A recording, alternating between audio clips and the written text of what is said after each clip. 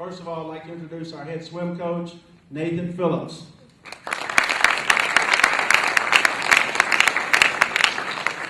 Can I get all the swimmers to come up on stage? Swimming, the best part about swimming is you cannot hide from your results. It's pretty much based on what you put into it is what you're going to get out, and you cannot cheat or have a stopwatch lie to you. So this year, teammates we've got up here, I want to recognize. First one is Joe Cash. Joe made the region team, and in the 200 IM. And so the best part about that, you have to be able to swim all 4 strokes and swim them well. And so in the individual medley, it was truly a great accomplishment in making region times for Joe. Next, we got Mitchell Koenig, who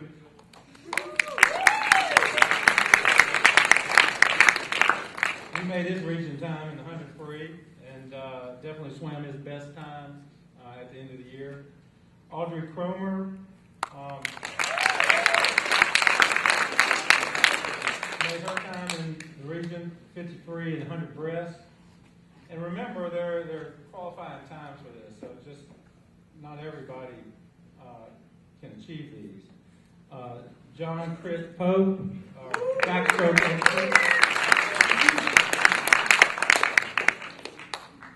He had times, but he wasn't healthy for the region meet. Mary Catherine Seabury.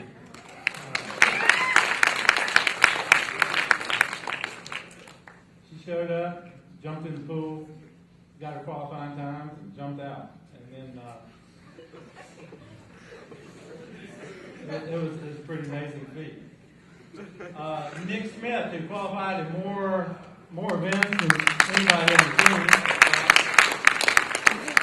Had his personal best in 50 free, 100 breast, and 100 free. Aditya Tawardis, a breaststroke and 50 free specialist, as was freshman Andrew Wall.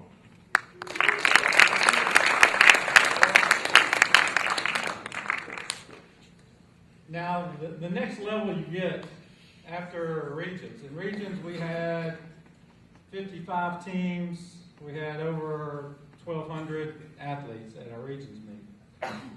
The next level is to qualify for the state meet. And the state meet in Tennessee is one of the fastest in the country, and one of the hardest to qualify for. And this year we had 2 qualifiers. The first one was Philip Fossey. And Philip finished 11th in the state in the 50 free and 12th in the state in the 100 free, both personal best times. That's really impressive. And our second state qualifier was Maggie Pope. And Maggie finished 11th in the 100 backstroke.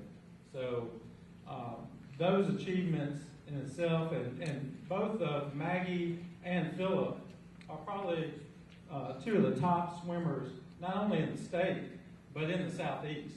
And so you got to keep that in perspective, really, what their achievements were. It's really something special. And the best thing, they're only sophomores.